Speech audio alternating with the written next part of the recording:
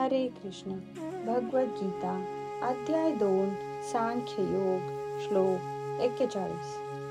व्यवसायात्मिका बुद्धिरे केह कुरु नंदन बहुशाखा ह्यनन्ताश्च बुद्धयो व्यवसायिना. व्यवसाय आत्मिका कृष्ण भावनेमध्ये दृढ बुद्धी एका केवळ एकच इह या जगात कुरुनंदन हे प्रिय कुरुपुत्रा बहुशाखा अनेक फाटे ही खरोखर अनंताः अमर्याद च सुद्धा बुद्धयः बुद्धी अव्यवसिनाम जो कृष्ण भावना भावित नाही त्यांच्या या मार्गावर असणाऱ्यांची बुद्धी दृढनिश्चयी असते आणि त्यांचे ध्येयही एक असते.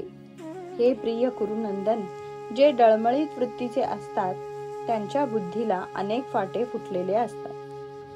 तात्पर्य: कृष्ण भावनेद्वारे एखाद्याची जीवनाच्या परमोच्च सिद्धीप्रत उन्नती होऊ शकते. या विश्वासालाच व्यवसायात्मिका बुद्धी म्हटले जाते. चैतन्य चरितामृतात सांगितले आहे की श्रद्धा शब्दे विश्वास कहे सुदृढ निश्चय कृष्ण भक्ती कैले सर्व कर्म कृतहय. श्रद्धा म्हणजे उदात्त गोष्टीवर दृढ विश्वास होय.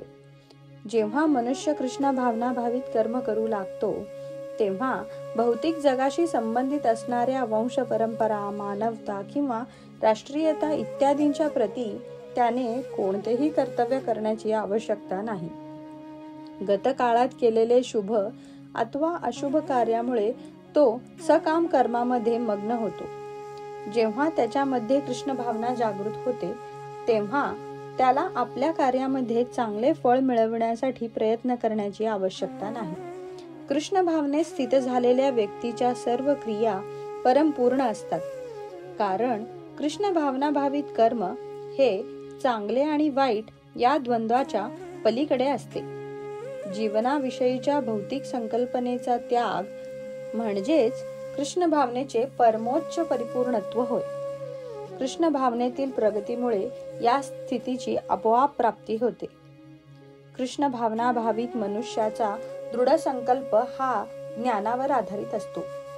वासुदेवः सर्वमिति स महात्मा सुदुर्लभः. कृष्ण भावना भावित भक्त दुर्मिळ महात्मा असतो, कारण वासुदेव किंवा श्रीकृष्ण हे अस्तित्वातील सर्व गोष्टींचे मूळ आहेत हे तो सर्वार्थाने जाणतो. ज्याप्रमाणे वृक्षाच्या मुळाशी पाणी घातल्यावर आपोआप ते सर्व पानांमध्ये आणि फांद्यामध्ये पोचते, त्याप्रमाणे कृष्ण भावना युक्त कार्य केल्याने मनुष्य स्वतःचे कुटुंब, समाज, राष्ट्र, मानवता इत्यादींची सर्वोत्कृष्ट सेवा करू शकतो. एखाद्याच्या कर्मामुळे जर श्रीकृष्ण संतुष्ट झाले तर सर्वजण संतुष्ट होऊ शकतील. तथापि कृष्ण भावना युक्त सेवा ही आध्यात्मिक गुरुच्या योग्य मार्गदर्शनाखाली उत्तम प्रकारे होऊ शकते. असा हा आध्यात्मिक गुरु श्रीकृष्णांचा प्रामाणिक प्रतिनिधी असतो. त्याला शिष्याचा स्वभाव माहीत असतो आणि तो शिष्याला कृष्ण भावना भावित कर्म करण्यासाठी योग्य मार्गदर्शन करू शकतो. म्हणून कृष्ण भावनेत पारंगत होण्यासाठी मनुष्याने श्रीकृष्णांच्या प्रतिनिधीच्या आदेशांचे दृढ निश्चयाने पालन करणे आवश्यक आहे.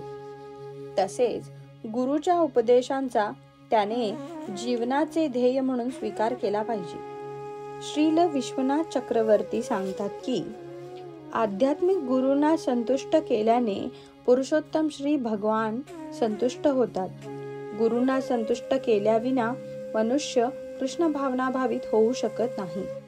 म्हणून गुरूंचे दिवसातून 3 वेळा ध्यान करून त्यांच्याकडे कृपा याचना करणे आणि त्यांना सादर वंदन करणे आवश्यक आहे.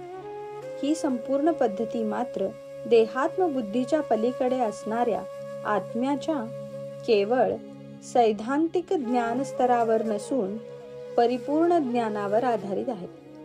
अशा ज्ञानामुळे सकाम कर्माद्वारे प्राप्त होणाऱ्या इंद्रिय तृप्तीची संधीच नष्ट होते.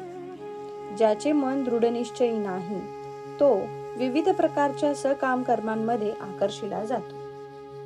हरे कृष्ण.